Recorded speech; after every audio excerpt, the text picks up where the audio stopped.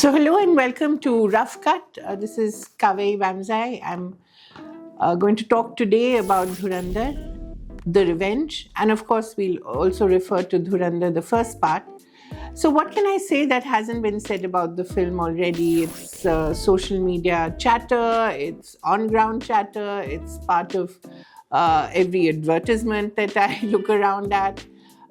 People like Rakesh Bedi and Bachcha Hai Tu Mera has become such a big meme. The music is everywhere. तू फिक्र मत कर यार, बच्चा है तू मेरा Arshad. What makes it so special? Why is this one film become such a talking point? If you listen to a certain section of film critics and film goers, they'll tell you it's because it's propaganda. If you listen to the other section, they'll tell you because it's such masterful storytelling. The truth is somewhere in between. It is masterful storytelling, but it also does weave a fantasy of an India that we really want to see. We want to see ourselves as a tough state. We want to see ourselves as vanquishing Pakistan, our enemy, the thorn in our side ever since it was created, ever since partition. And we want to see every terror outfit that has been spawned, thanks to them, completely extinguished. So, how does Dhurandhar 1 and Dhurandhar 2 do that? It does that by taking facts and positioning them so well and weaving such a narrative that it tells you the story that you want to hear. You want to hear that Dawood Bade Sahab, not a big spoiler alert, is the one who was responsible for all the terror attacks that have taken place in India post 92-93.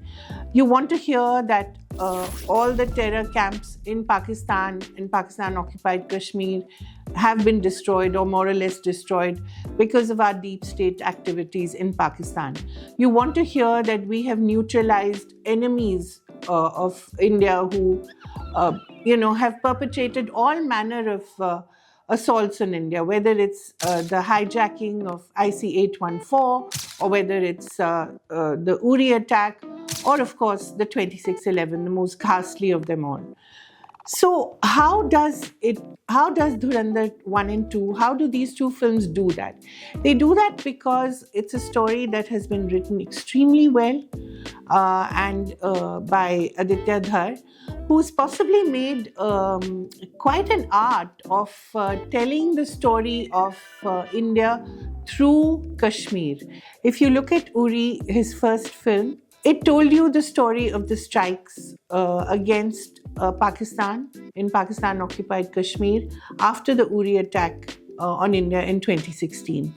If you look at Article 370, the movie that he produced and which was directed by Aditya Dhar, it told you about how Article 370, the abrogation, happened. And it told that through Zuni Haksar, a Kashmiri Pandit woman who was part of the intelligence department, it's called, but it's actually the Intelligence Bureau, and who then becomes part of the NIA. And at a time when Burhan Wani was the rising star in the valley. If you look at Baramulla, the other film that he's produced with, again, directed by Aditya Dhar, it tells you the story of a Kashmiri Pandit family, one of many who were actually ousted from the valley, and it talks about how toxic and feral the houses that they've left behind have become. And it does that through horror, which is actually a very smart way of telling a story that is a very difficult story to tell, which has been told before by Vivek Ranjan Agnihotri in the Kashmir Files, but it's told here in a far more dramatic and far more personal way.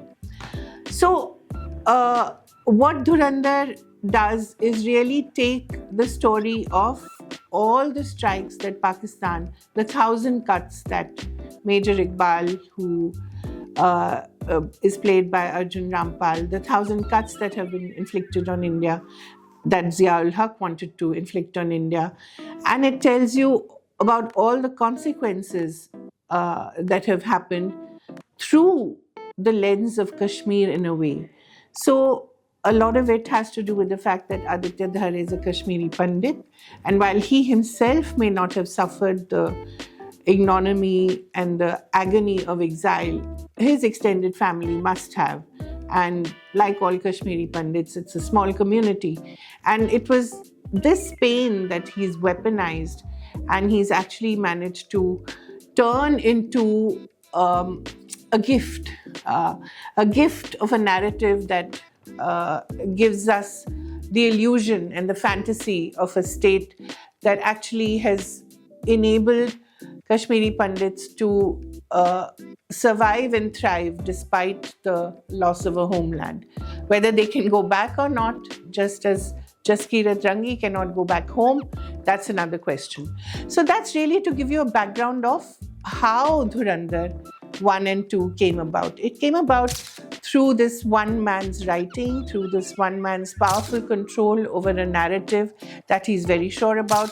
He's very committed to it, and he is, that's what makes him stand out from a lot of other filmmakers. There is no way that he's trying to tell a story that the market wants. He is telling you the story that he wants to hear, that he wants you to hear.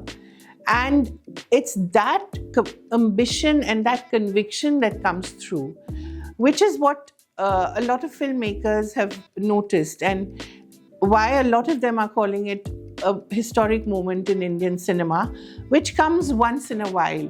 It came in 1975 with Sholay, a film that transformed the way we imagined an Indian film could be. It was told like a Western. It was a revenge drama again. It had a lot of violence, but a lot of it was off screen. It has happened before with Satya in 1998, which really began the whole tradition of crime noir, not the crime noir of Devanand, but the films that were set in the underworld in Bombay. And it came again, that kind of cultural moment came again in 2012 with Gangs of Wasseypur by Anurag Kashyap, who in a way is a kind of disciple of Ram Gopal Verma, who directed Satya. So we've had these moments before. And of course, how can I forget Maine Pyar Kiya or even DDLJ. DDLJ in 1995, which I suppose created the whole idea of the diaspora Indian and the diaspora romance, and it created a whole generation of films that were set in London or America and talked about Pardes. So we've had these historic moments before, and they have changed the way films have been written and have been told. Will this film also do something similar? I'm not so sure. Does it mean that we will see many more Dhurandhars, many more for patriotic, nationalistic movies that are sort of riding on the pain and the psychic wounds that we have suffered as a nation? It doesn't always hold. If you notice, the Kashmir Files had a lot of spin-offs. It had the Kerala Story 2. It had the Delhi Files, the Vaccine Files. I mean, there was a whole generation of movies that came about in the last 5 years. Not all of them did as well as Kashmir Files did. So it isn't always that a successful film spawns other films of that nature. Now we hear that Vivek Ranjan Agnihotri, who made the Kashmir Files, is also making something called Operation Sindoor. God help us. So, we will have spin-offs like that. We will have clones like that. Will they all work? I don't think so. I think what will work is good storytelling and a control over the language of cinema. And that will only happen if you tell the story that you want to tell with authenticity and with conviction. So, but what it has done, I think, and that's very important, it has in a way established the era of the auteur. And this again is something that I remember Neeraj Khaiwan, who made Homebound, and which was longlisted for the Oscar. He was telling me recently that, when he goes abroad, everyone really wants to talk to the director rather than the cast, because the director is the star. So I think we're moving towards that kind of filmmaking where the director is the star, the auteur is the star. And with his command over the visual language, over music, over lyrics, over writing, over just the imagination that comes with making a huge big film like Dhurandhar. I think we will see more Aditya Dhars in future. Will they want to clone Dhurandhar? I hope not. I hope they make the films that they want to make, and I think that will be perhaps one of the biggest things that Dhurandhar may have done for Indian cinema, to give storytellers the courage to make the films that they want to make at the budgets that they feel is right. Remember, this was a film that put together cost about 475 crore. But if you look at the money it's making, I think 2,350 crore and counting so far. I mean, it looks like peanuts. So the risk is huge, but so is the reward. And that shows, and I think that is the biggest takeaway, that if you make the films that people want to see, they will come and watch them. So this whole idea that the theatrical experience is dead, people don't want to come to cinema halls, that anyway, I think globally has been put to rest. I think it needed to be put to rest in India as well. We saw earlier or last year, we saw a film like Sayara, which was a love story with two absolute unknowns from a big production house, of course, doing so well with minimal publicity. It tapped into something that young people wanted to see. They wanted to see a pure romance where you have the soft boy and the soft girl, and none of that misogyny and none of the toxic masculinity that we've been used to since Kabir Singh and Animal. So that tapped into something there, and it did again very well. It made over 300 crore. You saw a film like Mahavatar Narasimhan, which is animation and came out of nowhere and did so well again. So it's not that Dhurandhar is the first film that has got audiences into the halls in large numbers, but it is a film that has encouraged the kind of binge watching that we're used to now on streaming series, but in a collective way. I saw the film twice. Just imagine, 8 hours of my life. I saw it in Bombay and I saw it in Delhi, and I saw almost the same reactions in both places.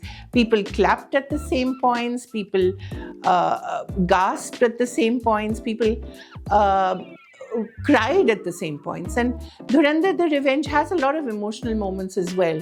And I think the music here plays a huge part. And so before I stop, I want to talk about the music because it's such an extraordinary part of the success of the film. I personally believe that a lot of it is because Aditya Dhar's mum was Dean and Head of Music and Fine Arts in Delhi University. That's just me. I'm trying to give a mom the credit that she deserves. But I think his understanding of music and his understanding of the sounds of the past and the recent past is extraordinary. And you see that in the kind of sampling that Shashwat Sachdev, who by the way is a huge star. And if you haven't heard of him or heard of his music, then you're really doing something wrong. Listen to the soundtrack of The Bads of Bollywood, listen to the soundtrack of Dhurandhar, listen to the soundtrack of Dhurandhar, The Revenge, and you will understand what a true talent he is. He's taken songs like Ramba Ho, and the use is so extraordinary. It's of an action sequence set in a marriage in Dhurandhar. He's taken Tama Tama, which was one of those really big songs of 1989. And I remember we all laughed at it because there was Sanjay Dutt trying to dance with Madhuri Dixit, which was an extraordinary combination because one can dance and the other can't. And he's taken that and put it, spoiler alert, to the explosion that ends, S.P. Aslam's life. So the way the music has been used and positioned, then he's taken, I think, one of the most beautiful songs I've heard in a long time, Phir Se, which is by Arijit. And it's so evocative. It's used at the end of the film when Jaskirat, that is Hamza, is trying to get back to his home, and his family really either doesn't see him or doesn't recognize him or doesn't want to see him, and he realizes that he can never go back home. I, for one, see a parallel of the Kashmiri Pandit here, who cannot go back to his or her homeland. But you can interpret it in any way you like, which is the fun of movies, isn't it? I mean, you can interpret it any way you like, and you can how it affects you and how you feel emotionally is really what matters. And I think the way that song has been used, the way the Satinder Sartaaj lyrics are used in the Jasmine Sandlas song, I think the Nusrat Fateh Ali Qawwali, all of these are very, very well done. And they really also give you a sense of, he's quite clever in the use of some of the songs. For instance, the song, the Rasputin song by Boney M, is used at a very critical element to expose a particular member of the Pakistani establishment. And, it gets a laugh or at least a smile out of you. So I thought that it was quite extraordinary. There's a wonderful rendition on the veena by this really brilliant young prodigy. There's this, I think it's about 3 minutes or 2 minutes of the veena by Ramana Balachandran, who's this really, brilliant Carnatic maestro, very young man. And again, the use in a song of that veena soundtrack is so extraordinary. There are these little surprises that you come across, which I think are responsible for the repeat viewing as well. The kind of Easter eggs that he's placed in the films remind you of the kind of MCU universe that's been created. You see all of them at one go, and then you remember Easter eggs from the first film to the last film. So I think he's captured that art as well. He's mastered that art as well.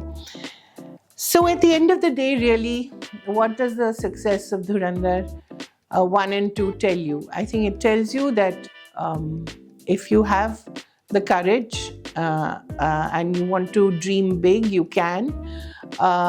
You can use that to tell, weave a fantasy that the country wants to hear at a time when its own position in the world is a bit uncertain.